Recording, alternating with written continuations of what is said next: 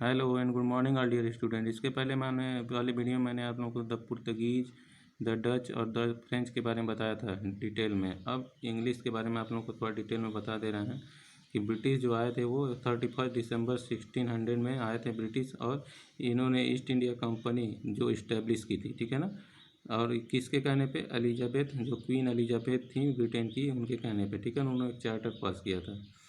The British traders reached India in 1606 to 1607। जो British trader थे, व्यापारी थे, वो कब आए थे इंडिया में? 1606 से 1607 के बीच में वो आए थे फर्स्ट टाइम, ठीक है ना। The company sent is two ambassador. Company ने अपने दो एम्बेसडर भेजे थे, राजनयिक भेजे थे। उनका नाम था कैप्टन हॉकिंस को 1608 एडी में भेजा था। फिर उसके बाद थॉमस रॉय को 1615 को उन्होंने भेजा था। अब किसकी कोर्ट में भेजा था? मुग़ल एम्परर जहांगीर। और क्या करने के लिए? ट्रेड के लिए, व्यापार के लिए, उनसे बात करने के लिए, ठीक है ना। और उन्होंने कहा कि मतलब आगरा, अहमदाबाद और बरूच में उनको क्या किया करने के लिए दिया जाए? ट्रेड करने के लिए। तो जहांगीर ने उनको ग्रांट कर दिया, मतलब उनको परमिशन दे दिया। फिर जहांगीर ने उनको फिर अलग दूसरे राइट्स दिए अपनी फैक्ट्री लगाने के लिए। वो कहाँ पे? सूरत, कलकत्ता, मद्रास, बॉम्बे और मछलीपट्टनम में, ठीक है ना। इसके बाद company establish this factory at Surat in first factory at Surat in 1611। इसके बाद जो ब्रिटिश ईस्ट इंडिया कंपनी थी उसने अपना जो पहला फैक्ट्री था वो सूरत में लगाया कब? 1611 ईस्वी में, ठीक है। And made a huge profit in purchasing goods at low price in India and selling them at higher price in the European market. इसके बाद जो अंग्रेज़ थे, ब्रिटिश थे, ठीक है ना, वो इंडिया से जो परचेज करते थे गुड्स, वो क्या लो प्राइस में परचेज करते थे और उसको क्या करते थे? यूरोपियन मार्केट में हायर प्राइस में क्या करते थे? उसको सेल कर देते थे। फिर नीचे आ जाते हैं। इन 1691 the English received a Farman from the great Mughal emperor Aurangzeb which exempted the British company from paying. इसके बाद 1691 में जो मुगल एम्परर था औरंगजेब, उसने क्या किया? ब्रिटिश कंपनी पे क्या किया? पे करने के लिए, यानी टैक्स देने के लिए क्या किया? कस्टम ड्यूटीज लगा दिया। कहाँ पे? बंगाल में।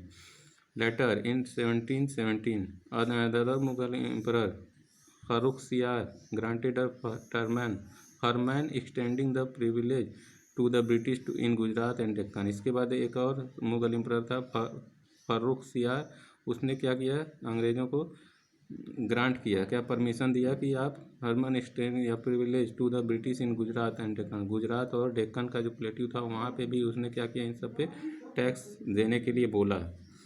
दिस प्रिविलेज, इसके आधार पर, help the British in the extension of their empire because this proved the main cause of conflict with the native rulers. The British had political ambition. इसके बाद जब ये प्रिविलेज, यानी कि जब ये पास हो गया प्रिविलेज, ठीक है ना, तो उसके बाद ब्रिटिश को क्या हुआ? अपना एम्पायर फैलाने के लिए बहुत सारा, मतलब उनको रूल करने के लिए बहुत सारे अधिकार मिल गए। The British had political ambition. अब जो ब्रिटिश थे उनका जो पॉलिटिकल एम्बिशन था, यानी राजनीतिक एम्बिशन था, वो अभी नेबर गेव अप ट्रेड। लेकिन वो आए थे क्या करने के लिए? इंडिया में ट्रेड करने के लिए। लेकिन अब वो सोचने लगे कि पॉलिटिकल एम्बिशन, उनका जो राजनीति करने का जो वो एम्बिशन था, वो अब क्या सोचने लगे कि अब इस पर किया जाए। Rather the mixed policy with trade. अब इस पर क्या किया उन्होंने? पॉलिटिक्स और ट्रेड को मिक्स कर दिया, ठीक है। They enriched their trade whenever they gained political power in any part. अब ये सोचने लगे कि इंडिया में किसी एक पार्ट पे ही अपना पॉलिटिकल पावर यूज किया जाए। The volume of trade increase manifold despite the fact that the British government imposed heavy duties on Indian. इसके बाद इन्होंने क्या किया? अपना पॉलिटिकल पावर इस्तेमाल करना स्टार्ट किया। और इन्होंने क्या किया? जो गवर्नमेंट का जो, उन्होंने क्या किया? फिर अपने प्रोडक्ट पे हैवी ड्यूटीज लगाना शुरू किया, जो इंडियन प्रोडक्ट थे उन पे, ठीक है ना। इसके बाद आ जाते हैं। By the end of 18th century the British had established themselves in India formally. और जब तक 18th सेंचुरी आया तब तक ब्रिटिश जो थे इस्टेब्लिश हो गए थे पूरी तरह से इंडिया में, पूरी तरह से, ठीक है ना। The Anglo French rivalry in India. By 18th century, the British and the French got established at the two major western power in India. 18th century तक ब्रिटिश और फ्रेंच जो थे वो टू मेजर पावर थे। कहाँ पे? India में अपने आप को इस्टेब्लिश कर लिए थे दोनों, ठीक है। Their trade competition force the Portuguese and the Dutch out of the Indian trade. और इनके कंपटीशन में जो पुर्तगीज थे और डच थे वो क्या हुए, इंडियन ट्रेड से बाहर हो गए। Therefore for nearly 20 years from 1744 to 1763 the French and the British fought for the control of the trade and territories of India. These wars were known as the Carnatic wars. अब जो British थे और French थे उनके बीच में क्या हुआ, लड़ाई होना स्टार्ट हो गया।